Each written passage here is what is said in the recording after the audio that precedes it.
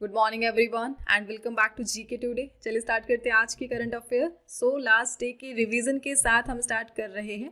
The first one, what is meant by two system interaction in meteorology. So मौसम विज्ञान में कल हमने एक वर्ड को डिस्कस किया, that is two system interaction and it stands for answer is का option number B, convergence of two distinct weather system amplifying each other.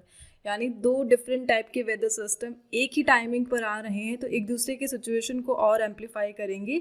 और यही जो सिचुएशन है रिसेंटली चल रही है नॉर्थ इंडिया में, सेंट्रल इंडिया में, और पंजाब सबसे ज़्यादा अफेक्टेड है बिकॉज यहाँ पर दो मानसून इंडिया में चल रहे, the south west monsoon and the western disturbance. ठीक है, और that is the two system interaction जिसका कारण पंजाब जो फ्लडिंग है उसका यह कारण रहा। ठीक है, पंजाब में जो बाढ़ आई है उसका कारण टू सिस्टम इंटरैक्शन है। The next one, which country has topped the medal tally at the 16th Asian Shooting Championship 2025?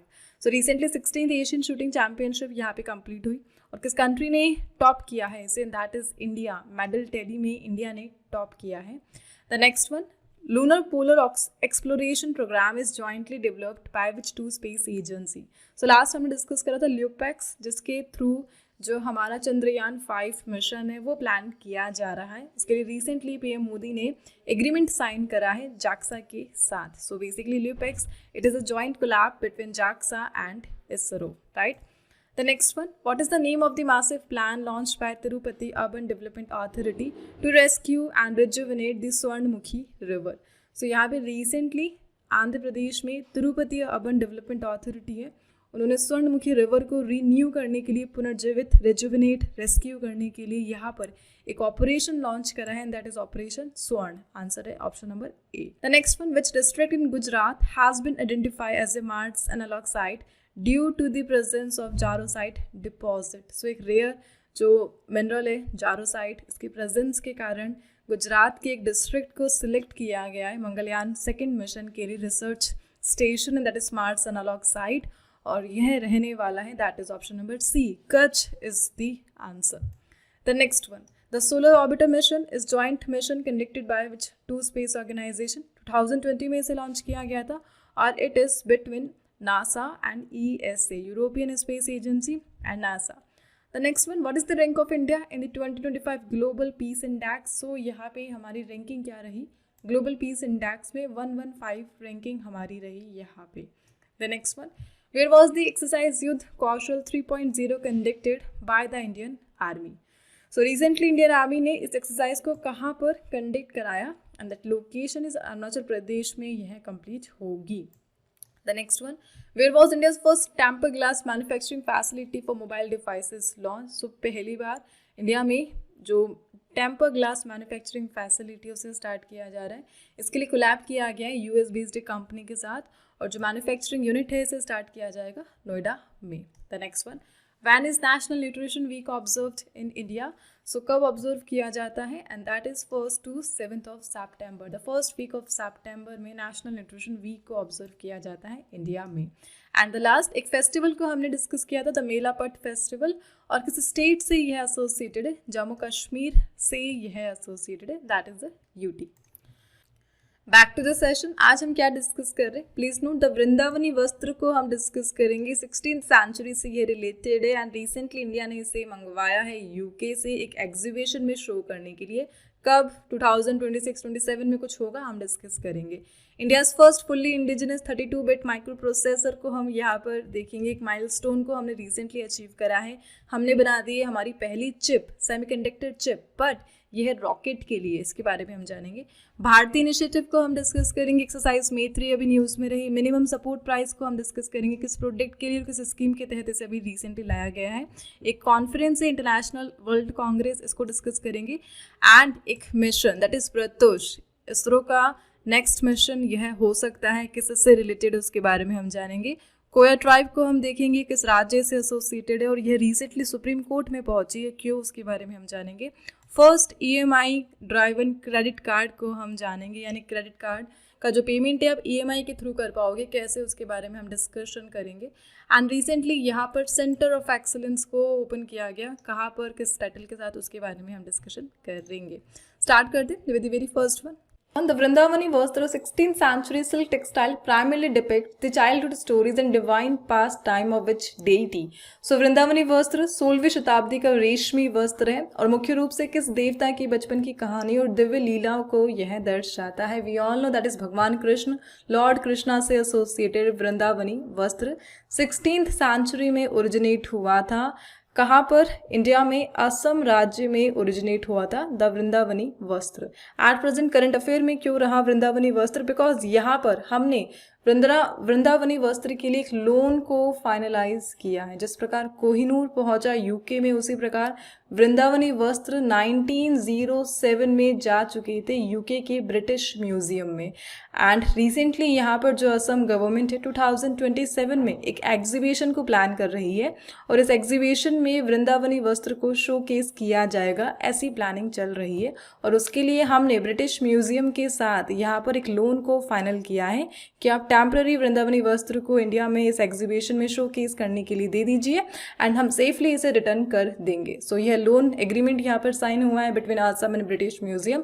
That's why Vrindavani Vastra 16th century से अभी करंट अफेयर में चल रहे हैं. ओवरऑल इस क्वेश्चन से रिलेटेड कुछ फैक्ट्स आपको ध्यान रखने. The first thing, 16th century से एसोसिएटेड सिल्क टेक्सटाइल है एंड किनके द्वारा वृंदावनी वस्त्र का जो डेवलपमेंट है वो किया जाता है. सो यहाँ पर एक पर्सनैलिटी दैट इज वैष्णव संत श्रीमंत शंकर देव से एसोसिएटेड है. इनकी डायरेक्शन में वृंदावनी वस्त्र को बनाया गया था. एक सिल्क टेक्सटाइल है, ये रेशमी वस्त्र है जिसमें भगवान कृष्ण की जो बचपन की लीला है उनकी पिक्चर्स इमेजेस बनी हुई है. और किस राज्य, मतलब उस टाइम पर कौन सा किंगडम था जब वृंदावनी वस्त्र को बनाया जा रहा था, एंड दैट इज किंग नर नारायण. इनके टाइम पर द वृंदावनी वस्त्र को बनाया गया था और डायरेक्शन मिली थी श्रीमंत शंकर देव जो कि एक वैष्णव संत रहे थे. एंड रिसेंटली ब्रिटिश म्यूजियम से इंडिया में आएंगे 2027 में प्लानिंग चल रही है and that's why Vrindavani Vastra को हम यहाँ पर देख रहे हैं. ओवरऑल वृंदावनी वस्त्र इंडिया से यूके म्यूजियम में किस ईयर में पहुंचे? 1904 में. इस ईयर को ध्यान रख लेना. ओरिजिनेट 16th सेंचुरी असम से तिब्बत, देन इंडियन म्यूजियम और then at last the British museum में यह पहुंचे. सो आपको यहाँ पर और क्या डिस्कस करना है? एक क्वेश्चन मैं डिस्कस करूंगी आर्ट एंड कल्चर से related and that is about Srimanta Sankar Dev. So इनसे रिलेटेड इनकी कुछ जो भी रचनाएं हैं उन्हें हम डिस्कस करेंगे एग्जाम के पॉइंट ऑफ व्यू से. जस्ट मैंने एक PYQ यहाँ पर दिया है वो मैं आपसे डिस्कस करूंगी, दैट्स ऑल. सो यहाँ पर वैष्णव संत जो है श्रीमान शंकर देव, इनसे रिलेटेड कुछ 3 स्टेटमेंट आपको गिवन है. आपको बताना है विच वन इज राइट और which one is wrong. The first one, his teachings are often known as the Bhagavati धर्म.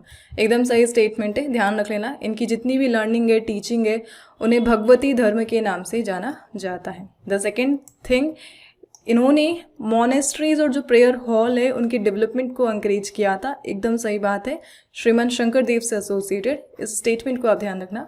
एंड द थर्ड वन, इनका जो मेजर कंपोजिशन है, इन्होंने जो रचनाएं की, दैट इज कीर्तन घोष. तो कीर्तन घोष यह किससे एसोसिएटेड है? वैष्णव संत श्रीमंत शंकर देव से एसोसिएटेड. इस प्रकार ये तीनों स्टेटमेंट एकदम करेक्ट है और एग्जाम का क्वेश्चन है, ऐसा ही क्वेश्चन आपसे पूछे जाते हैं. ठीक है, चलिए आगे बढ़ते. एट लास्ट एक सिंगल टर्म आप ध्यान रख लें, दैट इज भगवती धर्म. जो भगवती धर्म है उसकी रचना किसने की है? That is also Srimanta Sankar Dev. So Bhagavati Dharma को इन्होंने फाउंड किया from Bhagavata Purana and Gita and Vrindavani Vastra को डेवलप किया किंग नर नारायण के काल में. चलिए आगे बढ़ते. The next one, what is the name of India's first fully indigenous 32-bit microprocessor launched at Semicon India 2025? So a major conference that is Semicon India 2025 से recently inaugurate किया गया था और यहाँ पर इंडिया ने अपनी मेड इन इंडिया चिप को शोकेस किया and that is Vikram 3201. So recently PM Narendra Modi ने मेड इन इंडिया विक्रम 32-बिट प्रोसेसर को रिसेंटली लॉन्च करा. कहाँ पर?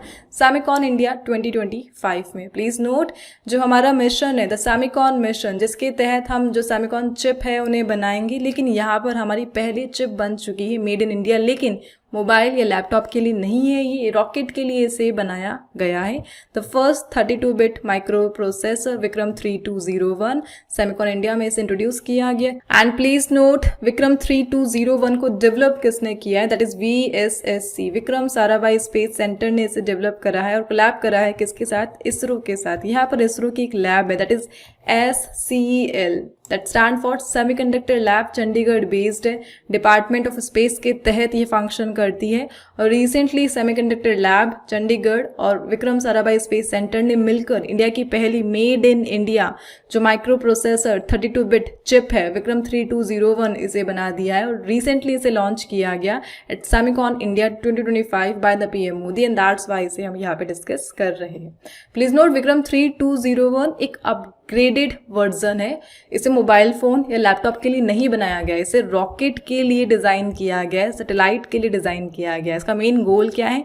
नेविगेशन को यह देखेगा, मिशन मैनेजमेंट को यह जो चिप है हैंडल करेगी। इससे पहले हम जो यूज कर रहे थे 16 बिट विक्रम 1601 को हम यूज कर रहे थे, जिसे हम 2009 में लाया गया था, बट नाउ इसे रिप्लेस किया जाएगा विक्रम 3201 जो फुल्ली मेड इन इंडिया है, जो हमारा मिशन है द सेमीकंडक्टर मिशन, उसके तहत यह आता है। ठीक है, so the point of the discussion इस क्वेश्चन के साथ हम डिस्कस करेंगे इंडियाज सेमीकंडक्टर मिशन कब आया था? 2021 में आया था। बजट कितना था?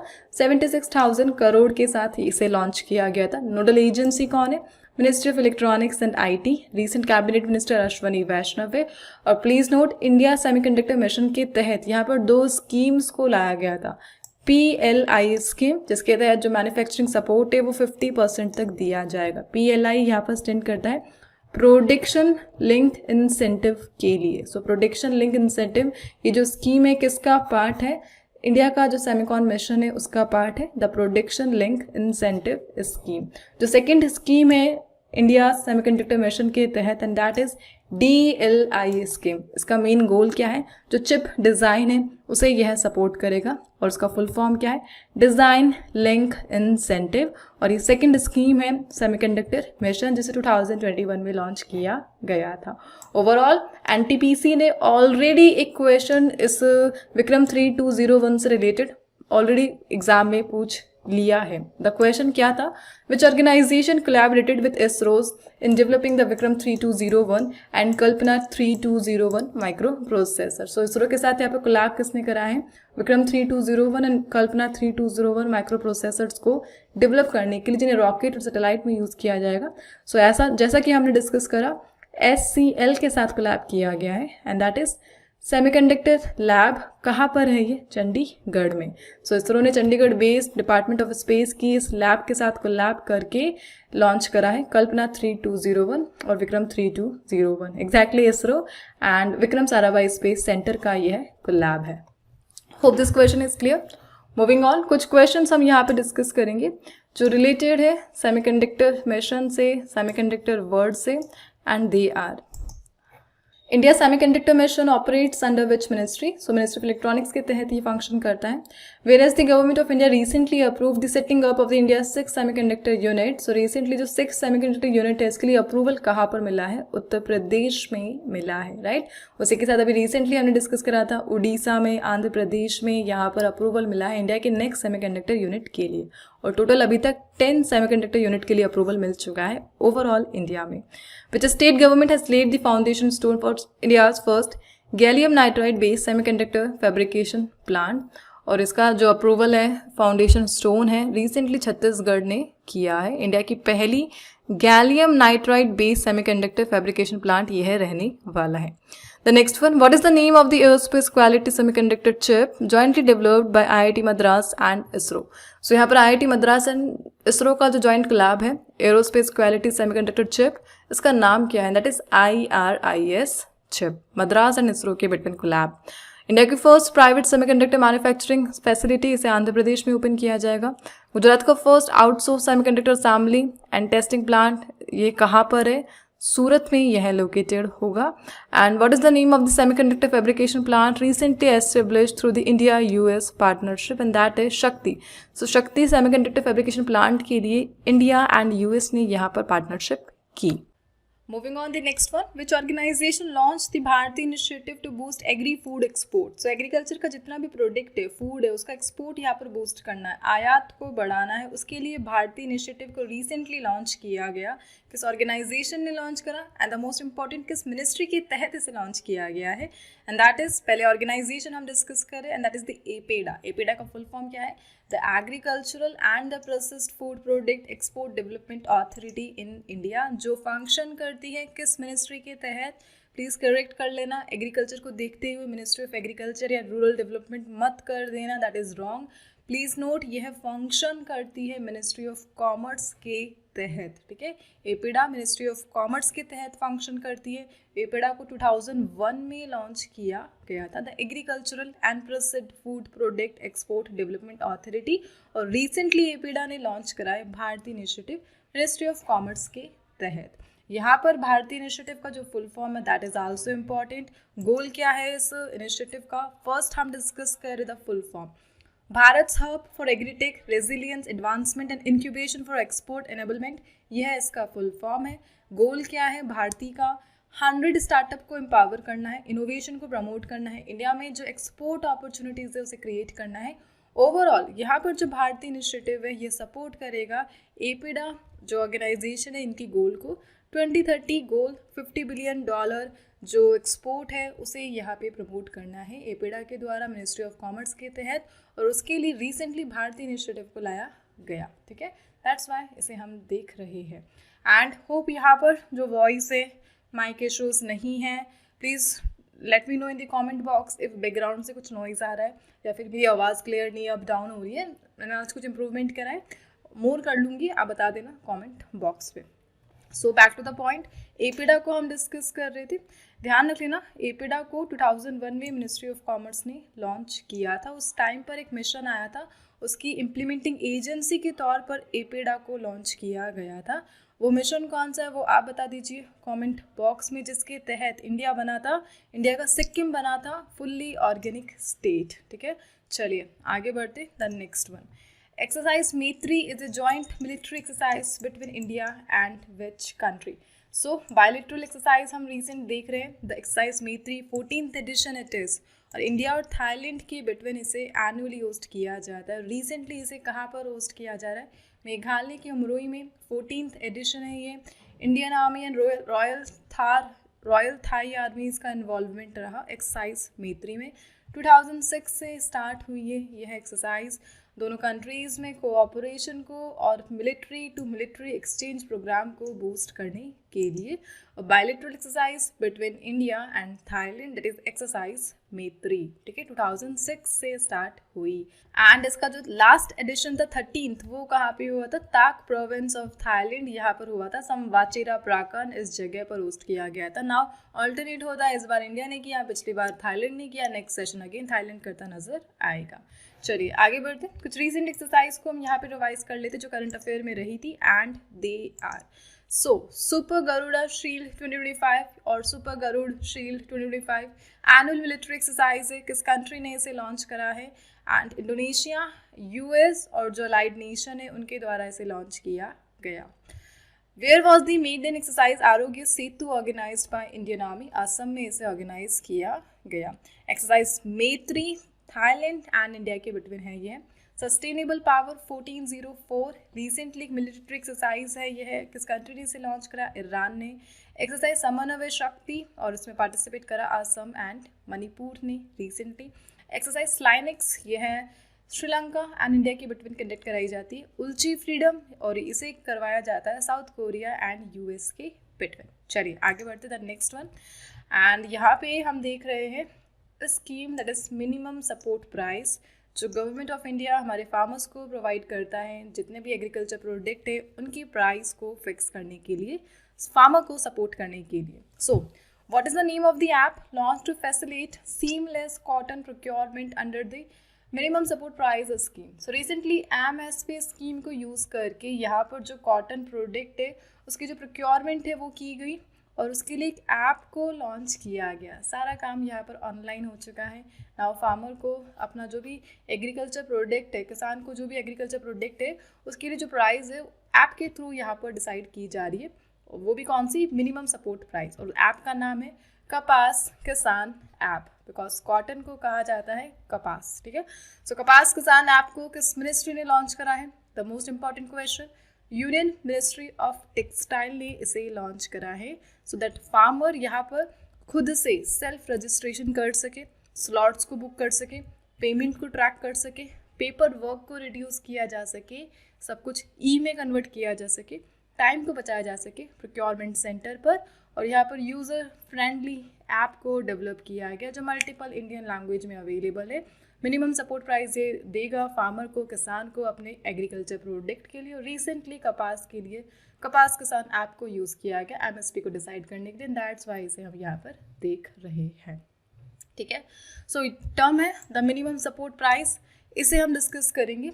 बहुत पहले ही मिनिमम सपोर्ट प्राइस को इंडिया में लॉन्च कर दिया गया था, सो दैट फार्मर के लिए जो एग्रीकल्चर प्रोडक्ट है उसका जो प्राइस है फिक्स, उसे सेट किया जा सके प्रॉफिट के साथ। सो सबसे पहले जो पहला एग्रीकल्चर प्रोडक्ट का नाम आपसे पूछा जा रहा है, जैसे इंडियन गवर्नमेंट ने एमएसपी के तहत फिक्स किया था, वीट था, गेहूँ 1966-67 में गेहूँ का जो प्राइस है वो मिनिमम सपोर्ट प्राइस इस स्कीम को यूज़ करके फिक्स किया गया था। और एमएसपी का जो कॉन्सेप्ट है किस इंडियन प्राइम मिनिस्टर ने लॉन्च करा, प्लीज़ उनका नाम ध्यान रख लें, दैट इज़ लाल बहादुर शास्त्री जी। इन्होंने लॉन्च करा था इंडिया में the minimum support price. India के सेकंड पीएम थे ये, 1964 से 66 तक रहे थे लाल बहादुर शास्त्री, एंड इनका एक पॉपुलर स्लोगन है यहाँ पर, एंड दैट इज जय जवान जय किसान। चलिए आगे बढ़ते, the next one, the city is the host of 18th edition of inclusion international's world congress 2025। सो यहाँ पर वर्ल्ड में एक ऐसी कांग्रेस का ऑर्गेनाइजेशन किया जाता है जो वर्ल्ड लेवल पर जो डिसेबल पीपल है उन पर फोकस करती है, जो विकलांग लोग हैं उन पर इनका फोकस है, that is the Congress, international world congress 2025। और रिसेंटली इसे यूएई के शारजा जो अमीरात है यहाँ पर होस्ट किया गया। सितंबर 15 से 17 तक का जो वेन्यू है वो डिसाइडेड है, 18th एडिशन है, एक्सपो सेंटर शारजा में इसे किया जाएगा। थीम क्या है, वी आर इंक्लूजन, यह थीम रही, ठीक है। एंड इसी के साथ अभी मैंने आपसे डिस्कस करा था तो सैमिकॉन, जो अभी सैमिकॉन हुआ था कॉन्फ्रेंस सैमिकॉन इंडिया 2025, उसकी थीम भी इम्पॉर्टेंट है, वो आप मुझे कमेंट बॉक्स में बता दीजिए, ठीक है। चलिए बैक टू द क्वेश्चन। सो यहाँ पर फर्स्ट टाइम ये इवेंट यहाँ पर हुआ, और मेन गोल क्या है, इंडिया ओवरऑल वर्ल्ड में, not in India, overall world में जो भी डिसेबल पीपल से, पर्सन विथ डिसेबिलिटी, उनके लिए लीडरशिप को प्रमोट करना, उनके जो भी प्रॉब्लम्स है उसे रिमूव करना, health and dignity for all, इस कंसेप्ट के साथ इस कांग्रेस को यहाँ पे रिसेंटली होस्ट किया गया। ओवरऑल इस कांग्रेस को 1960 में फाउंड किया गया था, हेडक्वार्टर यूके में लोकेटेड है, और जो डिसेबल पीपल है उनके राइट्स पर यह फोकस्ड है, ठीक है, विकलांग लोगों के अधिकार के लिए यह लड़ता है। The next one, which institute has proposed a mission called Pratyush to study the cosmic dawn। So recently यहाँ पर एक मिशन जो आ सकता है, अपकमिंग वन, प्रत्युष न्यूज़ में रहा, और किस संस्थान ने कॉस्मिक डॉन का अध्ययन करने के लिए प्रत्युष नामक मिशन का जो प्रस्ताव है वो यहाँ पर रखा है, प्रपोजल आया है प्रत्युष मिशन के लिए, and it is by Raman research institute. कहाँ पर लोकेटेड है, बेंगलुरु में लोकेटेड है। सो रिसेंटली इसरो के साथ कोलैब करके जो रमन रिसर्च इंस्टीट्यूट है बेंगलुरु, उन्होंने प्रत्युष जो मिशन है इसका जो कॉन्सेप्ट है यहाँ पर दिया है। इसका मेन गोल क्या रहेगा, अगर प्रत्युष मिशन को इम्प्लीमेंट किया जाता है, सो मून की सरफेस पर रेडियो टेलीस्कोप टेक्नोलॉजी को यूज़ करके यूनिवर्स का ओरिजिन कैसे हुआ, स्टार कैसे बने, इन सब की स्टडी की जाएगी प्रत्युष मिशन के द्वारा, अगर इसे कंसिडर किया जाएगा तो। सो प्रत्युष को डेवलप करा है रमन इंस्टीट्यूट ने इसरो के साथ मिलकर।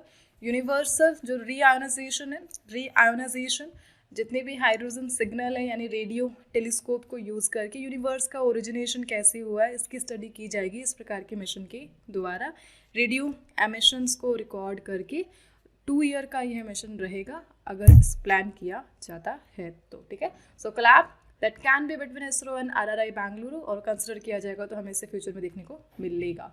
चलिए आगे बढ़ते द नेक्स्ट वन, द क्वेर tribe is mainly found in which river basin.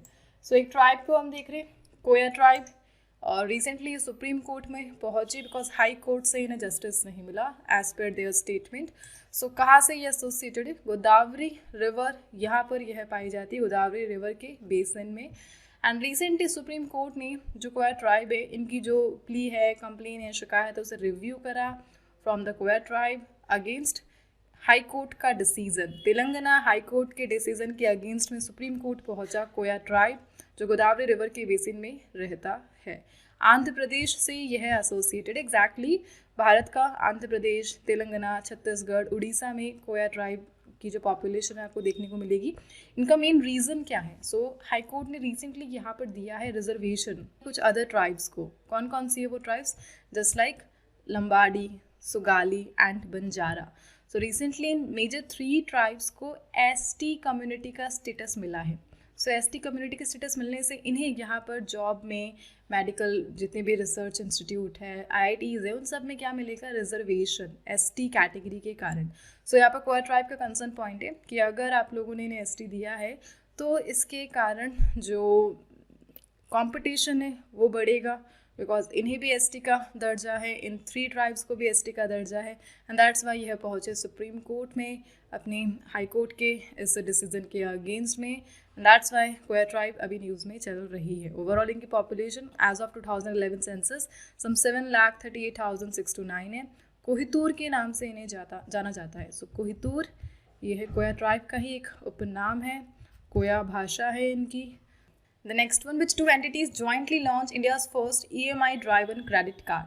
So यहाँ पर किन 2 संस्थाओं ने संयुक्त रूप से भारत का पहला EMI संचालित क्रेडिट कार्ड को लॉन्च कर दिया है? And they are unity small finance bank, unity bank and BharatPe ने रिसेंटली यहाँ पर कोलैब करा और एक ऐसा क्रेडिट कार्ड लॉन्च करा जिसका जो पेमेंट है वो आप कर सकते हो EMI पर. यानी यहाँ पर एक क्रेडिट कार्ड जो वर्क करेगा रुपए के कंसेप्ट पर प्लस UPI के कंसेप्ट पर. सो UPI एंड रुपए, और इस प्रकार यह बन चुका है the EMI credit card by unity bank and the BharatPe. इस प्रकार आप अपनी जो जितने भी परचेज है उन्हें EMI के थ्रू कर सकते हैं इस क्रेडिट कार्ड को यूज़ करके. एंड दैट्स वाई यह अभी न्यूज़ में रहा. ठीक है, 12 मंथ का टाइम मिलेगा पेमेंट को क्लियर करने के लिए. EMI में आप कन्वर्ट उसे करा सकते हैं. NPCI की हेल्प से इसे डेवलप किया गया है. NPI it stands for national payment corporation of India. कब इसे लॉन्च किया गया था? NPCI को कब बनाया गया था? 2008 में. और भारत में जो UPI सिस्टम है उसे लॉन्च करने वाली बॉडी कौन सी है? NPCI. और इस सिस्टम को यूज़ करते हैं हमारे different app just like PhonePe, Paytm, Google पे एंड मैनी अदर. चलिए आगे बढ़ते. The last question of the day, What is the title of the Center of Excellence established by IIT Hyderabad and Army Training Command Shimla? So recently यहाँ पर एक MOU को sign किया गया जिसके तहत एक विग्रह नामक एक्सीलेंस सेंटर ऑफ एक्सीलेंस को ओपन किया जाएगा. आंसर इसका option number A. So what is the MOU जिसे रिसेंटली IIT हैदराबाद इन army training command Shimla based ने साइन किया है. सो इसके तहत सेंटर ऑफ एक्सीलेंस विग्रह को डेवलप किया जाएगा. विग्रह यहाँ पर फोकस करेगा डिफेंस टेक्नोलॉजी को बूस्ट करने के लिए, AI field, robotics, overall AR, VR. यहाँ पर AR और VR क्या है? Augmented reality and virtual reality. यानी जो डिजिटल वर्ल्ड में जो भी आप देखते हैं ग्राफिक्स वगैरह उन सबको रियल टाइम इन्वायरमेंट में एक्सपीरियंस कराना है के लिए यहाँ पर हमारे पास सिस्टम है ऑगमेंटेड रियलिटी, वर्चुअल रियलिटी. और रिसेंटली इन सब पर फोकस्ड है द विग्रह जिसके लिए कोलैब करा है IIT Hyderabad and army training command Shimla based ने. और इसे स्टार्ट किया जाएगा और इसके लिए जो MOU है वो रिसेंटली साइन हुआ है. दैट्स वाई इस क्वेश्चन को हम यहाँ पर देख रहे हैं. ओवरऑल आत्मनिर्भर भारत जो गोल्स है उसके साथ अलाइन करता है. 2024 टेक ईयर जिसे रिसेंटली अनाउंस करा था इंडियन आर्मी ने, उसके साथ ये अलाइन करता है. प्लस 2025 को ईयर जिसे डिक्लेयर करा है मिनिस्ट्री ऑफ डिफेंस ने, कौन सा ईयर डिक्लेयर करा है वो आप बता दीजिए. उन सभी गोल के साथ यह अलाइन करता है. ठीक है, सो आज इस सेशन को हम यहाँ पर एंड करते हैं. होप सारे क्वेश्चंस आप लोगों को क्लियर हो चुके हैं. एंड आज जो क्वेश्चन है आप लोगों के लिए एज अ क्विज सिंपल सा ले लेते हैं. स्कीम्स इन न्यूज़ से रिलेटेड जो क्वेश्चन है वो आपको बताने हैं, जो हाल ही फिलहाल हमने अगस्त में देखे हैं। सो कुछ क्वेश्चन आपको शो हो रहे, रीसेंट डेटा है ये, और इनके आंसर आपको कमेंट बॉक्स में प्रोवाइड करने हैं। हम मिलते हैं नेक्स्ट के साथ। For more information you can check the description box just below the video, and thank you for watching.